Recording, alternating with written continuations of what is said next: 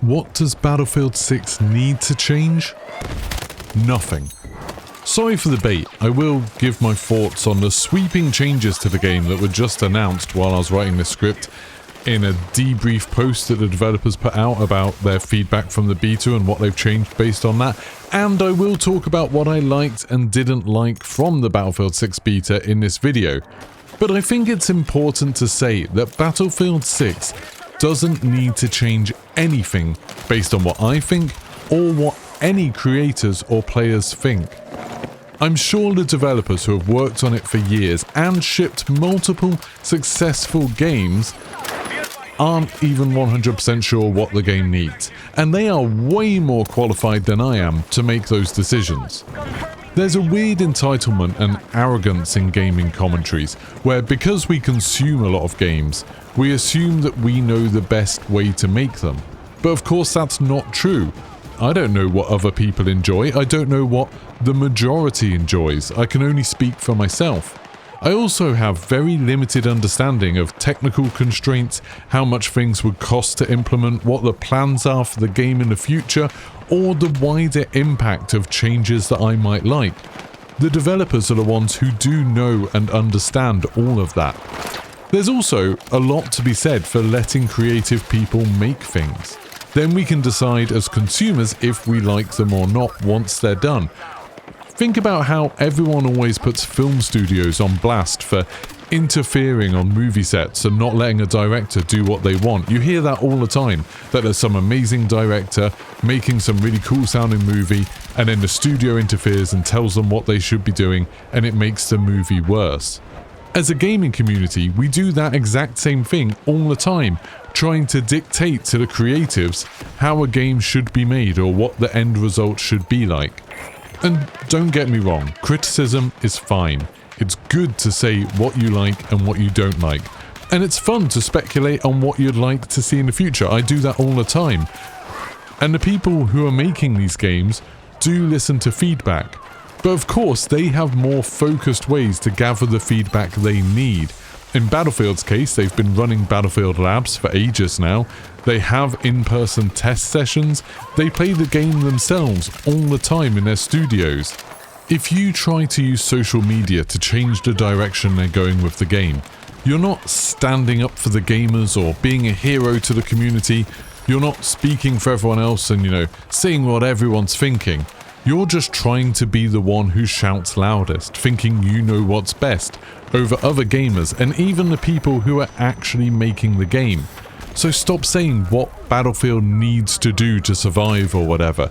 They already know what they need to do, it's literally their jobs, and they're doing it. Whether you like what they decide or not is entirely up to you. So, with that little rant out of the way, let's get on to a little mini review of the Battlefield 6 beta, and then we're going to talk about those massive changes that they're making after that. So, I thought the game was great. It's a real return to form for Battlefield, and after playing the rest of the franchise over the last few weeks, I really do think it's the best version of Battlefield. It brings back a lot of the feeling of Battlefield 3 and 4, and those games do feel kind of dated right now, so it's nice to have an update to that. And it really does capture what made those games feel great, to me at least. But it's got just enough influence from games like Bad Company 2 to make it a little bit more visceral, a little bit more immersive, and more fun. Like I said at the reveal event though, I do still wish it was more. I know there's a conflict here, lots of you have been wanting a return of those games like Battlefield 3 and 4, you just wanted a modern version of those games, and you're super happy that it feels like a modern version of those games. But personally, I'm a big fan of innovation. Whenever I say that on a video, I always get comments saying stuff like, well, change for the sake of change is a bad thing. But I disagree. I think experimentation and change is fun in itself. It leads to new experiences. Of course, sometimes it means that the game that gets made isn't as good in the end. Like Battlefield 2042, whenever you take a risk, there's a chance it doesn't pay off. But sometimes you get something really special. Battlefield 2 was a massive change from Battlefield 1942 in Vietnam, but it was better than those games and it led to kind of what the series is now. The Bad Company series was another massive departure after the success of Battlefield 2, we'll ignore 2142 for now, But the Bad Company series worked, and Bad Company 2 was, for me, my favourite game in the series. Battlefield 3, after the success of Bad Company 2, was another risk, but lots of people see it as one of the all-time greats. While Battlefield 2142 and 1943 and Hardline weren't the most popular games, I loved them because I really enjoyed a fresh take on Battlefield. Maybe all of the risks they took with those games didn't necessarily pay off, but I enjoyed them for what they were. I enjoyed playing something new. You could argue that Battlefield 6 is actually following a similar pattern to Battlefield 3. It's a return to the core of the series, and doing that in itself is a pretty big departure from the last few games like Battlefield 1, Battlefield 5 and 2042. But it does feel like Battlefield is maybe playing it safe a little bit with 6. Maybe that's what the series needed, but I was just hoping for a little more spark, something a little fresher to give me those new experiences. While I've been playing the larger maps, particularly in the beta, obviously the Valley, I've been having fun for sure, but it does feel like I'm having a very similar experience to what I did with Battlefield 3 and 4. The vehicle combat seems largely unchanged. The rhythm of fighting in that giant sandbox is no less fun than it was then, but it's maybe just a bit too familiar to people like me who put a lot of time into those games. All that said, there is innovation in Battlefield 6, and that's with the close quarters combat. Now, a quick tangent here. I think there's been a huge misunderstanding from a certain part of the Battlefield community on YouTube and Reddit who think that a lot of the hype for Battlefield 6 comes from Call of Duty fans and creators who are like discovering Battlefield for the first time. And so DICE are chasing after them by making close quarters fighting more similar to COD, and that's what's getting a good response. I can't speak for everyone, but I don't think that's what's happening. First of all, a lot of creators I personally know are long-term Battlefield fans, but we just haven't made content on the series because we started making our channels, making content streaming in the last 5 years or so, since the pandemic when we were all in lockdown. I've been playing Battlefield since Battlefield Vietnam, way back in 2004. That was before YouTube even existed. And I'd guess that I probably put more time into Bad Company 2 than I ever have into a Call of Duty game. But I made this channel, Geeky Pastimes, in 2020, and the only Battlefield game to come out since then was 2042, which, like a lot of people, I didn't really like at launch. I was actually involved in the creator stuff in the previews leading up to 2042's release, but as soon as I got to play it, I just didn't like it, so I stopped making content on it. And I'm only just starting to enjoy that game now. On the flip side, just as I made my channel when I had a bunch of free time during lockdown, I actually started it doing Animal Crossing content, believe it or not. But then Call of Duty entered its renaissance with Warzone. That launched in March 2020, and suddenly everybody was playing Call of Duty, and a lot of creators like me had their channels really gain most of their subscribers from playing Warzone. In my case, it was like doing the Warzone Easter eggs and then zombies and DMZ. While playing the older Battlefield games was still fun during that time, lots of them had significant problems, like there was a lack of crossplay on the older games, like even Battlefield 5, rampant cheaters, stream snipers in Battlefield 4 who would find even the most obscure streamers just to try and grief them over and over again, and there was a lack of a big audience because the age of the games, I guess, and the disappointment of 2042. So while we might not have been Battlefield creators, that doesn't mean we weren't Battlefield players. And it feels good to be able to make content on a series I love. So when Battlefield 6 has upped the game in terms of close quarters combat, I really don't think they're trying to copy Call of Duty. I genuinely don't think that the infantry gameplay feels anything like Call of Duty. Instead, I think they've just found a way to make Battlefield fun with a small number of players on smaller maps, and that's awesome for everybody. I remember back in the days of Bad Company 2, you'd see servers running Squad Deathmatch or Squad Rush, and every now and then I'd give them a go, just thinking, oh, I fancy a bit of a change. But they just didn't work. The movement didn't feel precise enough, the maps felt very much like you were just in a corner of what was meant to be a bigger map, and the gunplay wasn't really interesting at those super close ranges. The joy of Battlefield back then was in the scale and the chaos of the bigger modes, and close quarters combat just didn't feel polished. It was the same for me in Battlefield 3 and 4. I never wanted to play those smaller modes because they just didn't feel that good to play. Battlefield 6 has changed that massively. I think Squad Deathmatch and Rush were my favourite modes in the beta, because while the big map, big mode gameplay felt so familiar, the intimate infantry combat felt fresh. The movement feels snappier, but not as ridiculous as Call of Duty. You know, in COD, everything to do with the movement just feels very gamified. It's all about breaking their camera, getting out of aim assist, making use of head glitches, and using Pika's advantage. In Battlefield 6, it feels way more grounded and more realistic. Yes, you can jump and slide, more on that later. I'd rather they toned the movements down a little bit. Actually, literally while I was just writing this part of the script, the developers posted about their changes based on the beta, and they are tuning down the sliding and jumping, so we'll talk about that more later. But most people in the beta weren't even playing like they do in Call of Duty. Instead, they were rushing to cover, holding angles, and fighting in the way I'd kind of expect to see in like a war movie. It's not necessarily realistic, but it's more realistic, and it's kind of immersive and visceral in a way that I really like.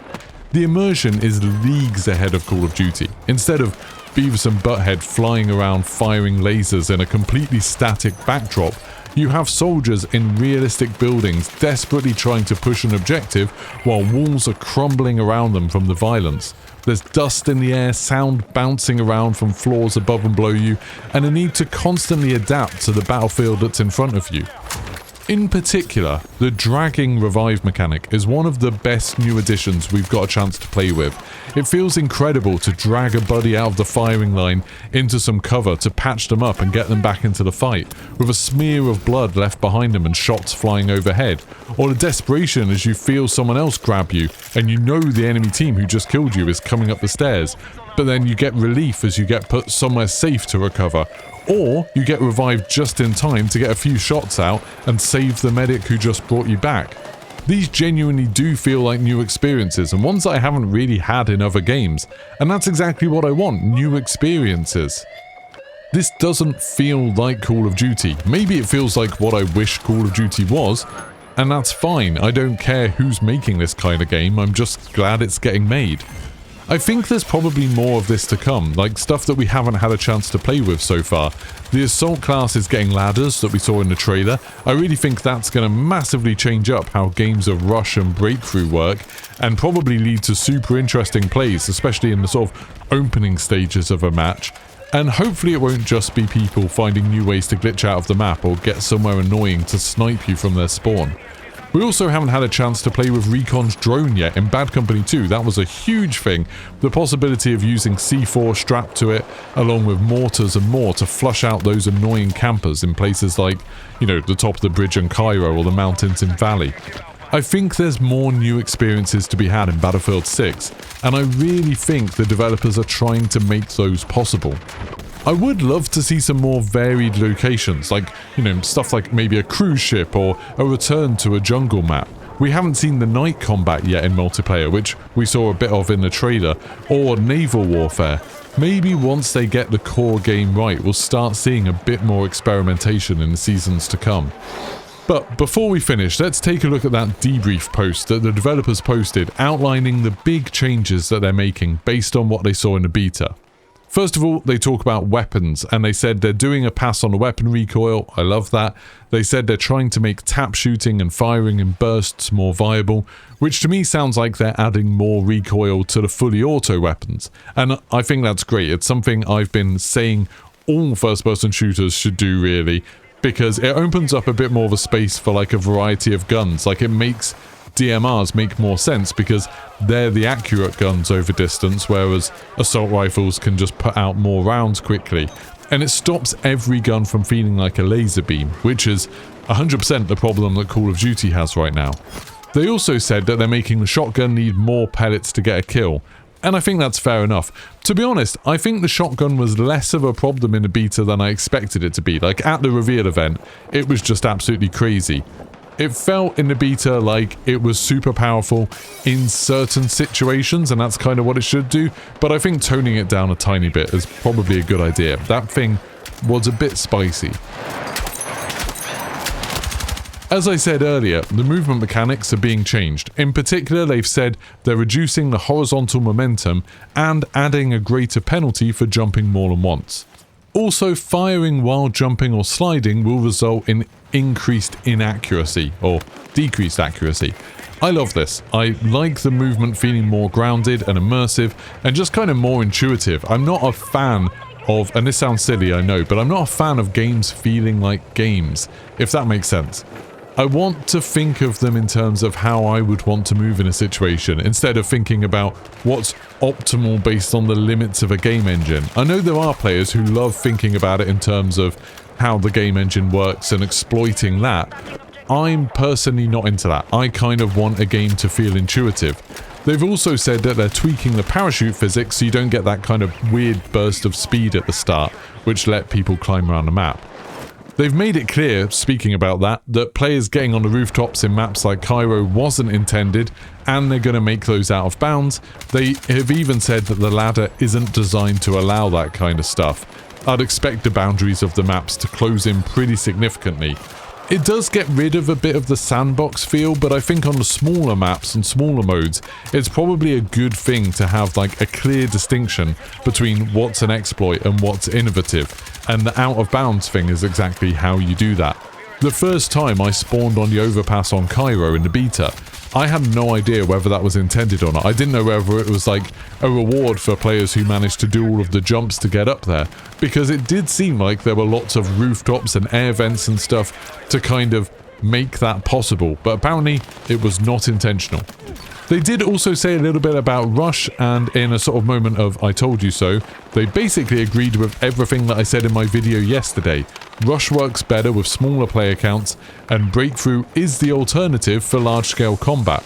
They are, however, tweaking the maps. Like, one of the things they said they are changing about Rush is they want there to be a kind of 50-50 win rate for attackers and defenders, and they saw that, okay, on some maps it was very, very hard to win for the attackers, and some maps it was very, very hard to defend. There's an interesting section on the challenge to capture sectors. Remember, it was one of the missions in the beta that you had to capture so many sectors in Breakthrough and Rush. And personally, I thought they would just change those challenges so there was an option to complete it when you were defending. But apparently they've said instead they're going to use data and feedback on that to improve the matchmaking system to provide a smoother experience. I'm not really sure what they mean. Maybe they're going to make it so you're more likely to alternate between attack and defense. I don't really know. But if they do that, surely everyone will just quit when they're defending until they get a game where they're attacking. So all of the games will have not enough defenders. I don't really know what they're doing. But anyway, apparently they're going to look at the matchmaking for that. And finally, there was also a graphic shared with this post, and it had the usual nonsense about how many kills people got with defibrillators and whatever, but I think a really interesting thing was the split between deployment rate for classes. Assault was by far the most popular, which kind of makes sense, but Recon was the least popular, and it only had 19% pick rate. That was even worse than Engineers at 23%. With the small map sizes, you know, it makes sense that less people picked Recon if they thought they had to use a sniper rifle. But those small maps also usually didn't have vehicles, and on maps without vehicles, I thought the Engineers were useless. While Recon at least had the respawn beacons, the motion sensors, and the C4, which were all super useful on those small maps in modes like Rush especially. I do wonder what they're going to do to make Recon more attractive in future, when they've already said that they're taking the respawn beacons away and giving those to Assault. Like, hopefully, maybe the drone's going to be super useful, or there's some new gadget we haven't been told about yet. Anyway, let me know what you think of Battlefield 6 in the comments, and these changes to the game. I'll be super interested to see what people think of this. And let me know what you're hoping to see in the main release of Battlefield 6. What changes are you hoping they're going to make? And please, don't tell the developers how to do their jobs. Just be humble.